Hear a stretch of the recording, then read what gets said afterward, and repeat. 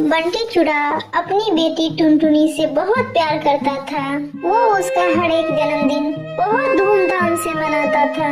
धीरे धीरे टुनटुनी 15 साल की हुई। उसका 15वां जन्मदिन जल्दी ही आने वाला था।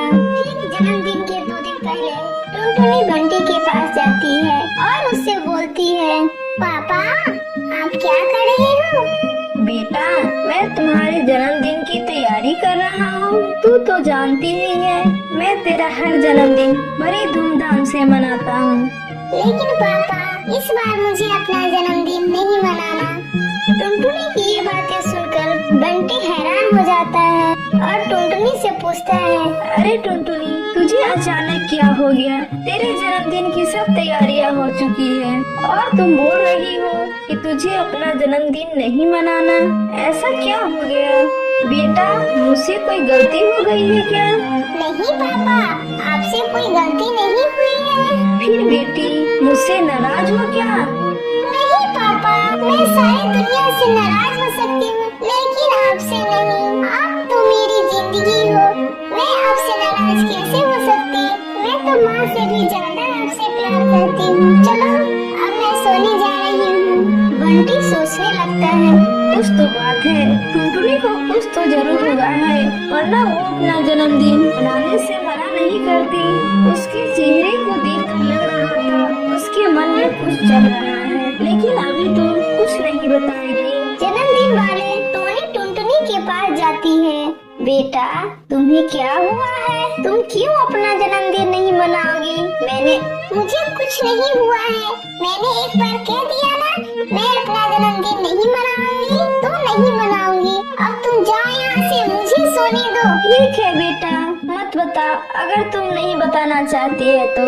टोनी के जाने के बाद बंटी वहाँ पर आता है और रोने लगता है। पापा, आप क्यों रो रहे हो? क्या बात हो गई है पापा? क्या करूँ बेटा, रो तो क्या करूँ? तुम तो अपने मन की बात बता ही नहीं रही हो। तुम्हें अपना जन्मदिन क्यों नहीं मनाना? मैं तो तुमसे सारी बात शेयर करता हूँ, लेकिन तुम हो कि कुछ बता ही नहीं रही हो। बताओ तुम्हें क्या चाहिए? पापा, जो मुझे चाहिए वो क्या आप दोगे? तुम मांग कर तो देखो, मैं जरूर ला कर दूंगा।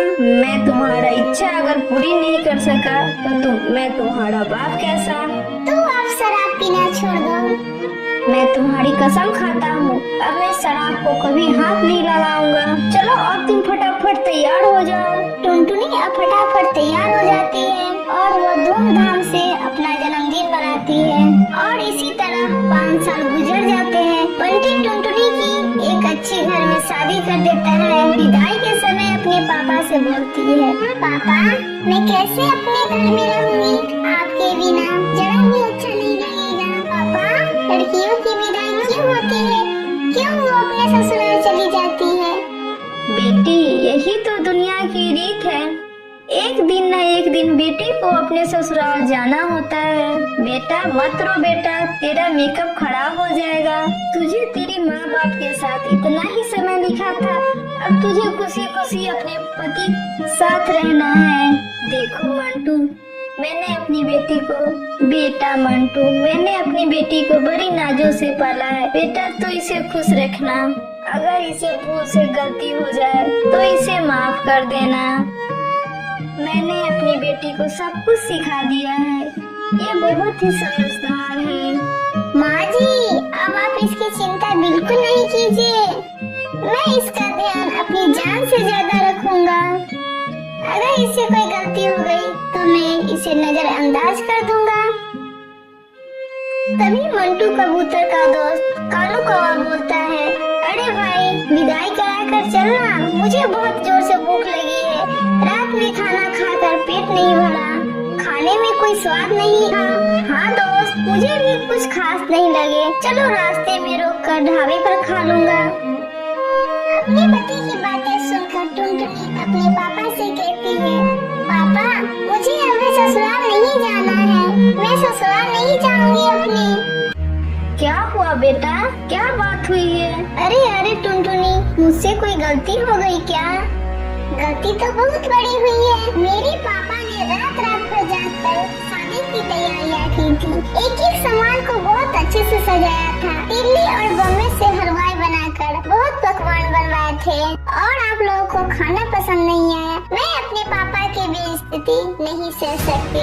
आप बिना दुल्हन लिए यहाँ से जा सकते हैं। आपको क्या पता, जब से बेटी का जन्म होता है तब से वो एक एक चीज होता है, लेकिन आपने झटके में सब बर्बाद कर दिया। आपको क्या पता मुझे कितना दुख हुआ है। अगर आपकी कोई बहन होती तो पता चलता एक बेटी अपनी मायके के लिए कितना मायने रखती है। जब मैं ससुराल चली जाऊंगी तो मेरे पिता मेरे लिए कितना रोएंगे, ये मैं ही जानती हूँ। बस करो बेटी, अब क्या रुलाओगी? बस कर बेटा, ऐसा नहीं बोलते। नहीं माँ, इन लोगों को असलियत का आईना दिखाना बहुत जरूरी है।